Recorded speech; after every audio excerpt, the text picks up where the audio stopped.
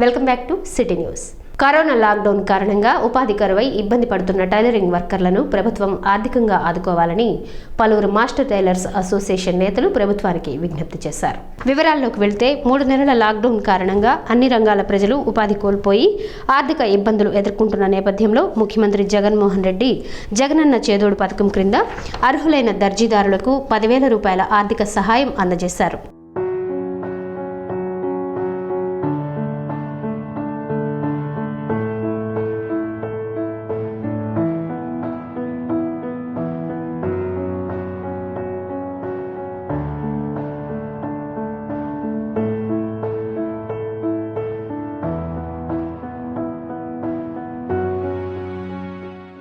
అయితే షాపు ఉన్న టైలర్లకు ఈ ఆర్థిక సహాయం అందిందని, వారి వద్ద పనిచేసే వందలాది వర్కర్లకు ఈ ఆర్థిక సహాయం ప్రకటిస్తే కొంతమేర ఆర్థికంగా ఊరట చెందిన వారవుతారని అభిప్రాయపడుతున్నారు.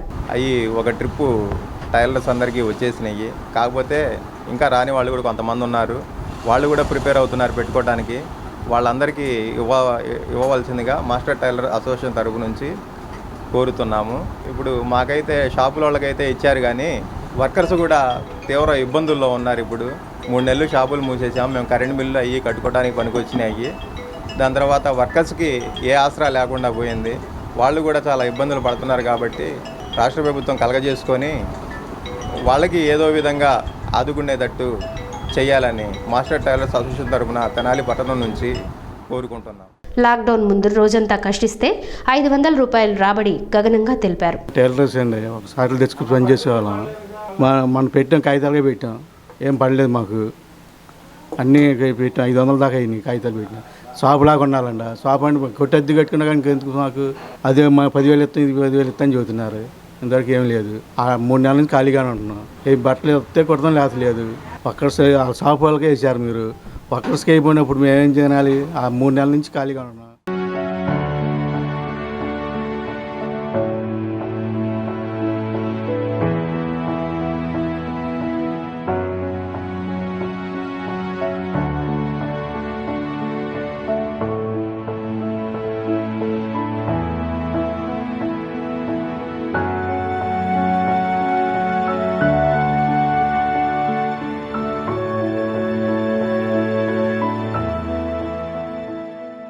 ప్రభుత్వం లాక్డౌన్ సడలింపులిచ్చినా ప్రజల వద్ద డబ్బు లేక ఉపాధి భారంగా మారిందన్నారు. ప్రభుత్వం దయతో వర్కర్ల గోడు పరికించాలని, తమను ఆర్థికంగా ఆదుకోవాలని విజ్ఞప్తి చేస్తున్నారు. మేము టైలర్స్ వర్కర్స్ సార్. అయితే మా మేస్త్రుల మట్టికి పడినాయి సార్ డబ్బులు. కానీ మేము 15 సంవత్సరాలు 20 సంవత్సరాల నుంచి వర్క్ చేస్తూనే ఉన్నాం. కానీ లాక్డౌన్ వల్ల 2-3 నెలల నుంచి బాగా ఇబ్బందిగా ఉంది. అసలు పని అనేది లేదు. అది వచ్చే 100 రూపాయలతో కూడా అసలు గడవటం చాలా కష్టంగా ఉంది. దీనికి గవర్నమెంట్ తరఫున కానీ మనకు కూడా వర్కర్స్ కూడా సహాయం చేయాలని మేము కోరుకుంటున్నాము. మేము టైలరింగ్ చేస్తామని 30 సంవత్సరాల నుంచి చేస్తున్నాము. పనులు అసలు లేవు. లాక్డౌన్ వల్ల చాలా ఇబ్బందులు ఎదుర్కొంటున్నాము. గవర్నమెంట్ తరఫు నుంచి ఏదన్నా హెల్ప్ చేస్తే మాకు బాగుంటుందని చెబుతున్నాం. అసలు పనులే ఉండలేదు, బాగా ఇబ్బంది పడుతున్నాము. ఏదో ఒక హెల్ప్ చేయాలని కోరుతున్నాం.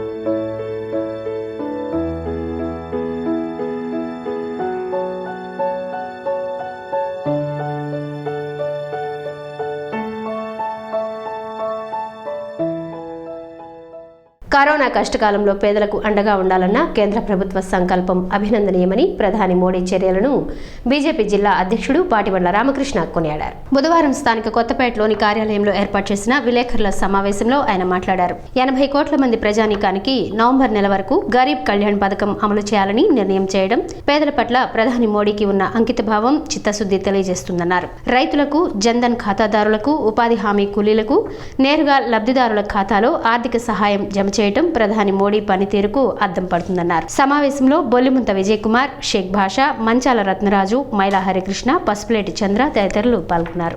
పేద ప్రజలు ఏ ఒక్క రోజు కూడా పస్తులుండకూడదు అనే ఒక ముఖ్య ఉద్దేశంతో ప్రధాన్ గరీబ్ కళ్యాణ్ యోజన కింద నవంబర్ దాకా అక్కడి నుంచి 5 నెలల పాటు దాదాపుగా 80 కోట్ల మందికి కుటుంబంలో ప్రతి ఒక్కరికి 5 కిలోల బియ్యం చొప్పున, అదేవిధంగా ప్రతి కుటుంబానికి 1 కేజీ కందిపప్పు ఇస్తా వాళ్ళని ఇబ్బందులు లేకుండా చూడటానికి తీసుకున్న నిర్ణయాన్ని సందర్భంగా మేము హర్షిస్తూ ఆయనకి ధన్యవాదాలు తెలియజేస్తా ఉన్నాం. నిరుపేదల కోసం 2 కోట్ల ప్యాకేజీని ప్రకటించారు. గత 3 నెలల్లో 20 కోట్ల కుటుంబాలకు జన్ధన్ ఖాతాల్లో దాదాపుగా 31,000 కోట్ల రూపాయలు ధనాన్ని వేయటం జరిగింది. ఈ దేశ ప్రజలు ఈరోజు ఆకలితో లేకుండా ఉండటానికి కారణమైన రైతుల కోసం 9 కోట్ల మంది రైతుల అకౌంట్లలో 18,000 కోట్ల రూపాయల డబ్బు వారి ఖర్చుల కోసం, వారి దగ్గర డబ్బులు ఉన్నాయో లేవో అని ఖర్చుల కోసం వేసిన ఘనత కూడా ఈ ప్రధానమంత్రి నరేంద్ర మోడీ గారికి చెల్లుతా ఉంది. భారతదేశాన్ని అభివృద్ధి పదంలోకి తీసుకొని వెళ్తున్న మన ప్రియతమ ప్రధాని నరేంద్ర మోడీ గారికి భారతీయ జనతా పార్టీ ఆర్టీఐ రాష్ట్ర శాఖ తరఫున ముందుగా కృతజ్ఞతలు తెలియజేసుకుంటూ ఉన్నాం. ఈ సందర్భంగా మన ప్రధానమంత్రి గారు పిలుపు ఇచ్చిన విధంగా స్థానిక ఉత్పత్తులను మనం ప్రోత్సహిస్తా, స్థానికంగా మన భారతదేశంలో తయారైనటువంటి ఉత్పత్తులనే మనం వాడి తద్వారా మన భారతదేశ ఆర్థిక అభివృద్ధికి మనందరం కూడా కృషి చేయాలని చెప్పేసి ఈ సందర్భంగా తెలియజేసుకుంటూ, మనందరం కూడా మన దేశ ఆర్థిక అభివృద్ధికి కృషి చేయాలని చెప్పేసి నేను కోరుకుంటా ఉన్నా. తెనాలి ప్రాంత సంఘ కాపరులకు ఫేస్ షీల్డ్స్ మరియు కళ్ళజోళ్ల పంపిణీ చేసినట్లు శారదా సర్వీస్ సొసైటీ నిర్వాహకురాలు డాక్టర్ శారదా పేర్కొన్నారు. బుధవారం స్థానిక ఐతనగర్లోని చర్చి నందు సంఘ కాపరులకు డాక్టర్ శారదా సర్వీస్ సొసైటీ ఆధ్వర్యంలో కరోనా రక్షణ పరికరాలు అందజేశారు. సమాజంలో ఆధ్యాత్మిక సేవలందిస్తున్న సంఘ కాపరులకు కరోనా రక్షణ పరికరాలు అందించడం తప్పనిసరిగా తెలిపారు. కార్యక్రమంలో ఫాస్టర్ ఎలీషా, ఐజయ్య, ఎస్సియా తదితరులు పాల్గొన్నారు. ఈ రోజున అది కమ్యూనిటీలో ఎక్కడ ఎవరిని మరి కబలిస్తుంది అనేది తెలియకుండా ఉన్నది. మరి దాని నుంచి రక్షణ పొందాలి. మనందరం తెలుసుకోవాల్సింది వైద్యపరంగా కొన్ని మాటలు ఉన్నాయి, కానీ రాబోయే కాలం చాలా గడ్డు కాలం అనేది ప్రతి ఒక్కళ్ళు గుర్తు తెచ్చుకుని బాధ్యతగా మెలగాలి. అందుకని ప్రతి ఒక్కరూ కూడా ఈ హీలింగ్ అనేది ప్రత్యేకించి మరి దేవుని నమ్ముకున్న వారు, మరి దేవుని బిడ్డలుగా వారు ఈ సంఘంలో కొనసాగుతూ వారు కూడా దీనిలో ఒక బాధ్యత వహించినప్పుడు వారి నుంచి ఈ హీలింగ్ అనేది కూడా సమాజానికి వస్తుందని నేను భావన చేసుకుని వీరందరినీ కూడా ఈ కమ్యూనిటీలో ఏకం చేయటం జరిగిందండి.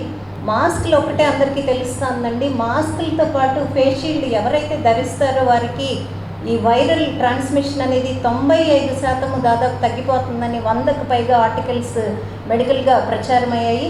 ఇవి ఎవరైతే ఈ 2 కూడా ధరిస్తారో వారికి కరోనా పాజిటివ్ అయినా సరే మరణం అనేది మాత్రం దరిచేరదు. ఇది తప్పనిసరిగా మీ అందరూ గుర్తుపెట్టుకోవాలి. కంటైన్మెంట్ జోన్లోని ప్రజానీకానికి జ్వర పరీక్షలు నిర్వహిస్తున్నట్లు municipal health officer doctor BV Ramana పేర్కొన్నారు.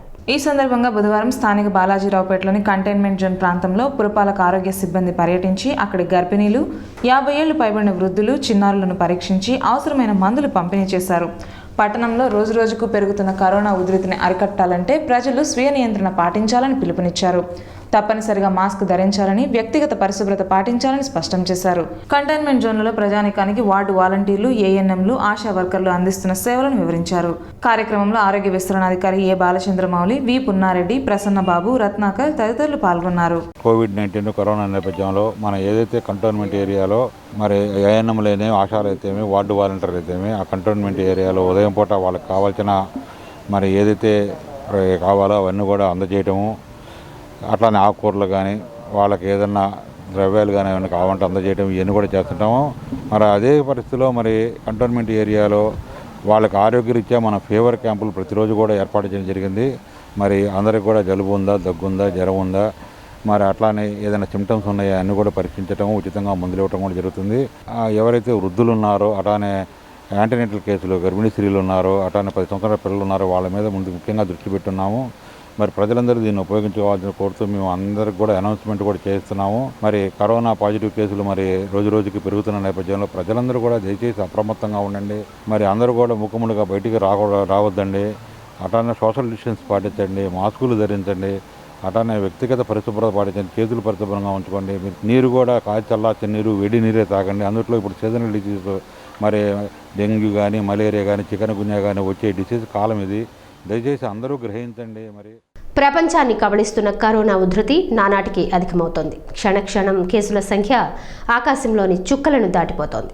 వివరాల్లోకి వెళ్తే ఒక వైద్యుడు, మరో పోలీస్, ఇలా అన్ని వర్గాల ప్రజలకు తెనాలిలో వైరస్ సంక్రమిస్తుంది. కరోనా జాగ్రత్తలతో ప్రజలు అప్రమత్తంగా ఉండాలని, వైరస్ బారిన పడకుండా వ్యక్తిగత పరిశుభ్రత పాటించాలన్న వైద్య వర్గాల మాట కొందరు పెడచెవిన పెట్టడం కరోనా వ్యాప్తికి మరొక కారణంగా చెప్పుకోవచ్చు.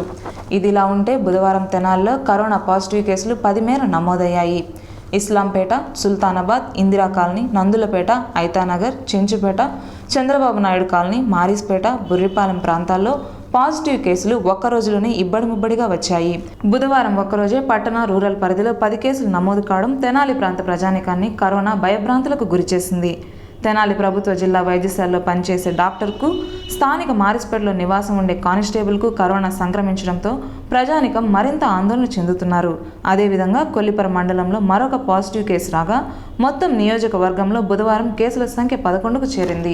చెత్తా చెదారం, దుర్గంధం వెదజల్లే వ్యర్థాలతో మండలంలోని కటివరం ప్రధాన రహదారి పందులకు ఆవాసంగా మారింది. వివరాల్లోకి వెళ్తే లక్షల రూపాయలతో గ్రామంలో చెత్త నుండి సంపద తయారీ కేంద్రం యూనిట్ను ప్రభుత్వం ఉపాధి హామీ నిధులతో నిర్మాణం చేసింది. గ్రామంలోని తడి చెత్త, పొడి చెత్త వ్యర్థాలను సేకరించి ఈ యూనిట్కు తరలించి సేంద్రియ ఎరువు తయారు చేయడం కంపోస్ట్ యార్డ్ నిర్మాణం ముఖ్య ఉద్దేశం. అయితే నిర్మాణం పూర్తయిన ఈ సంపద తయారీ ప్రక్రియ కొందరు అధికారుల నిర్లక్ష్యం కారణంగా మరుగున పడింది. గ్రామంలో సేకరించిన చెత్తను తెనాలి వెళ్లే ప్రధాన రహదారి వెంబడి వేసి చేతులు దులుపుకుంటున్నారు. దీనితో ఆ రహదారి వెంబడి వ్యర్థాలు వర్షానికి దుర్వాసన వెదజల్లుతూ వాహనదారులు, పాదచారులకు అంటురోగాలు తెచ్చిపెడుతున్నాయి. అంతేగాక ఈ చెత్తా చెదారంలోని వ్యర్థాల కోసం పందులు అక్కడే తిష్టవేసి మరింత రోత పుట్టిస్తున్నాయి. గ్రామంలోని చెత్తను కంపోస్ట్ యార్డుకు తరలించేందుకు లక్షల రూపాయలు వెచ్చించి సంపద తయారీ కేంద్రం నిర్మించినా ఆచరణకు నోచుకోక ఖాళీగా పడి ఏడుస్తుంది. అసలే వర్షాకాలం అంటువ్యాధులు, కరోనా విజృంభిస్తున్న తరుణంలో గ్రామానికి ప్రస్తుతం ప్రధాన రహదారిగా ఉన్న స్టేషన్ రోడ్లో ఇటువంటి వ్యర్థాలు వేయడాన్ని కట్టడి చేసి స్థానిక అధికారుల మొద్దు నిద్రకు ఉన్నతాధికారులు తగిన చర్యలు తీసుకోవాలని గ్రామస్తులు కోరుతున్నారు. అదేవిధంగా నిరుపయోగంగా ఉన్న చెత్త నుండి సంపద తయారీ కేంద్రం సేవలను అందుబాటులోకి తేవాలని కోరుతున్నారు. ఇప్పటికే 3 కరోనా కేసులు వచ్చి గ్రామంలో ఒక ప్రధాన రహదారి మూతపడగా ప్రస్తుతం గ్రామస్తులంతా రైల్వే స్టేషన్ రహదారిని ప్రధాన రహదారిగా వినియోగించుకుంటున్నారు. తక్షణం మండల పరిషత్ అధికారులు సమస్యపై స్పందించి రోడ్డు వెంబడి అపరిశుభ్రతకు అడ్డుకట్ట వేయాలని కోరుతున్నారు.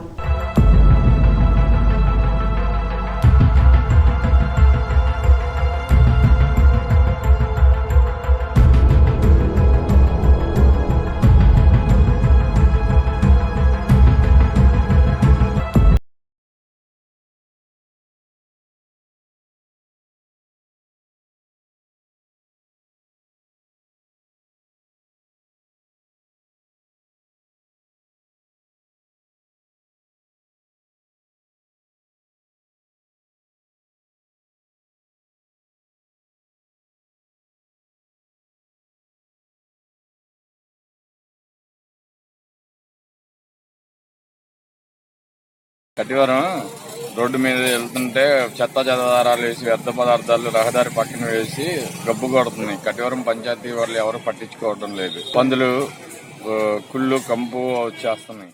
సిటీ న్యూస్ ముగించే ముందు ముఖ్యాంశాలు మరోసారి.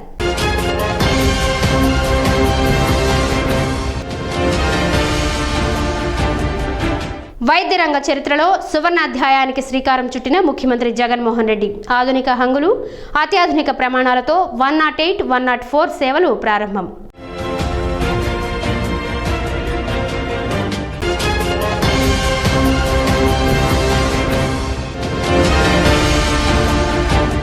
తెనాలి నియోజకవర్గ చరిత్రలో కనీ విని ఎరుగని రీతిలో జూలై 8వ తేదీన 24,000 కుటుంబాల పైబడి లబ్ధిదారులకు ఇళ్ల పట్టాల పంపిణీ. ఎమ్మెల్యే అన్నాబత్తుని శివకుమార్ వెల్లడి.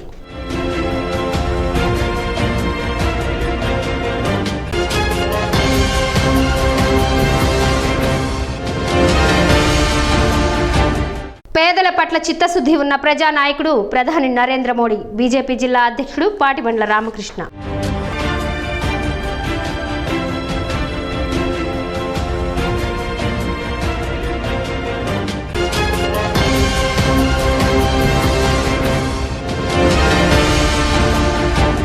మండలంలోని కటవరంలో పడకేసిన పారిశుద్ధ్యం. నిరుపయోగంగా లక్షలాది రూపాయలతో నిర్మాణం చేసిన కంపోస్ట్ యార్డ్.